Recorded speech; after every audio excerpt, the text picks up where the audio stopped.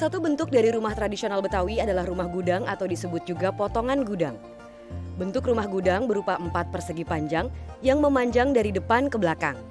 Atapnya berbentuk pelana, ada juga yang berbentuk perisai. Struktur atapnya tersusun dari kerangka kuda-kuda. Apabila berbentuk perisai ditambah sebuah elemen struktur atau yang menurut istilah setempat disebut jure. Struktur kuda-kuda memakai batang tekan miring sebanyak 2 buah yang saling bertemu pada sebuah batang tarik tegak yang disebut under. Pada rumah gudang terdapat bagian atap yang disebut empyak atau markis atau topi. Bentuknya berupa atap kecil, berfungsi sebagai penahan tempias hujan atau cahaya matahari di ruang depan.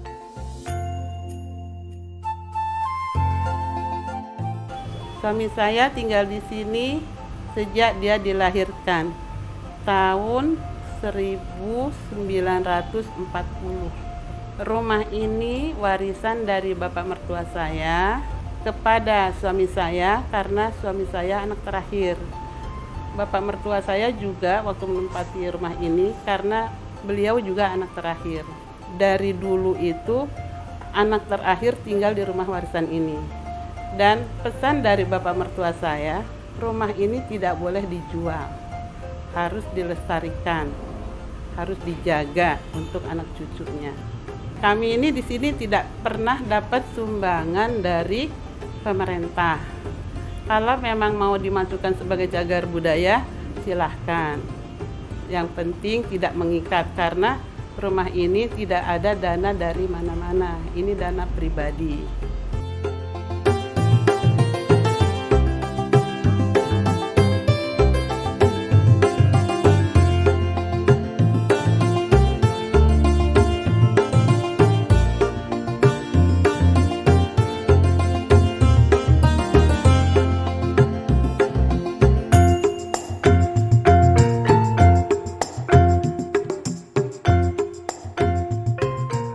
Arsitektur tradisi rumah Betawi itu ada 4 macam.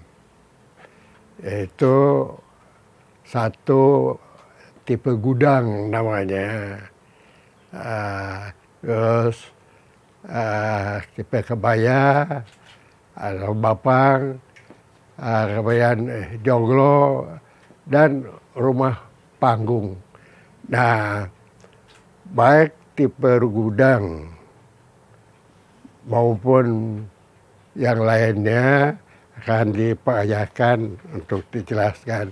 Yang disebut tipe gudang ini dilihat dari bentuk atapnya lurus seperti ini, lurus saja.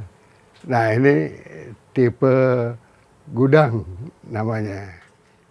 Tipe gudang tidak memiliki arti simbolis, filosofis, tetapi praktis saja. Potongan rumah tradisi Betawi yang paling sederhana disebut potongan gudang karena bentuknya tidak berbeda dengan gudang, yaitu lurus memanjang atapnya.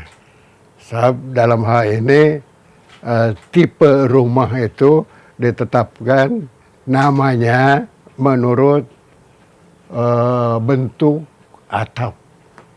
Gitu.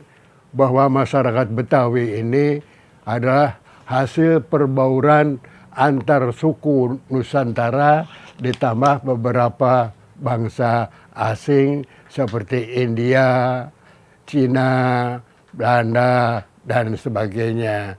Nah, perbauran antar suku itu dengan sendirinya menimbulkan perbauran antar budaya. Nah, itu sebabnya tampak sekali adanya perbauran budaya lain di kalangan arsitektur tradisi Betawi. Rumah tradisi Betawi,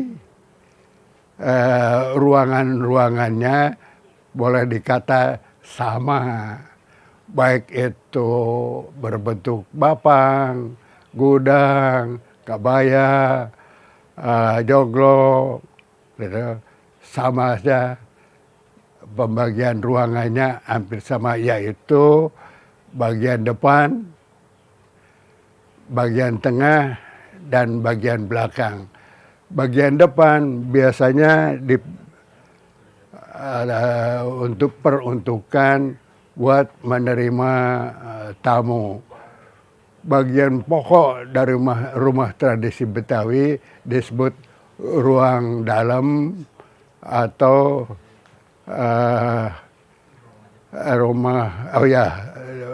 disebut ruang dalam. Nah, ini bagian pokok dari rumah tradisi Betawi. Di sana terdapat kamar tidur, pendaringan. Nah, yang disebut kamar tidur atau tempat tidur dan tempat makan. Yang disebut kamar tidur itu tidak selalu berdinding kanan kirinya. Kadang-kadang cukup hanya dengan satu dinding saja. Nah, di kamar dalam ini bagian depan adalah kamar yang diperuntukkan bagi anak gadis si empunya rumah. Biasanya kamar depan itu berbatasan dengan ruang depan, hanya terhalang oleh jendela.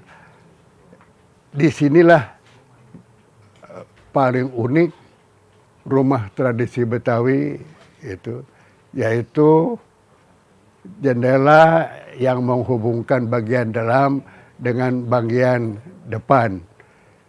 Jendela itu biasanya berupa kisi-kisi yang bisa digeser sehingga orang bisa berkomunikasi dari ruang dalam dengan ruang depan. Hal itu biasanya digunakan, dimanfaatkan oleh si gadis yang punya rumah dengan pelancong zaman dulu. Gitu. Zaman sekarang sudah tidak perlu lagi pakai kisi-kisi. Ya. Nama jendela tipe demikian itu biasa disebut jendela bujang atau jendela intip. Saya kira inilah yang paling unik pada arsitektur tradisi Betawi. Sebagian wilayah budaya Betawi tapi di luar wilayah budaya Betawi pun, ternyata bentuk-bentuk seperti arsitektur tradisi Betawi bisa ditemukan dengan adanya pengaruh dari berbagai pihak. Ya, perkembangan arsitektur tradisi Betawi tampaknya udah berkurang. Bahkan untuk menemukan salah satu contoh saja sulit. Di Condet misalnya sebagai daerah yang ditempatkan disebut cagar budaya Betawi, itu hanya terdapat beberapa rumah tradisi. Tapi tampaknya setelah ada upaya penerangan, ada juga sudah mulai orang tertarik untuk membentuk rumah berarsitektur tradisi Betawi, walaupun tentu saja dengan modifikasi. Sudah barang tentu kita tidak bisa mengharapkan dari masyarakat untuk menentukan rumah harus begini, harus begitu. Punya selera masing-masing, tetapi diharapkan ada yang tetap ingin memelihara arsitektur tradisi yang ternyata kalau dibuat dengan modifikasi yang baik itu tampak cukup menarik sampai sekarang. Begitu juga diharapkan kepada pemerintah agar ragam hias arsitektur tradisi Betawi bisa menjadi ciri dari wilayah budaya Betawi. Contohnya kantor-kantor dengan lispang berbentuk itu gigi balang dan sebagainya, itu akan menimbulkan kekhasan dari wilayah DKI Jakarta yang menjadi pusat wilayah budaya Betawi.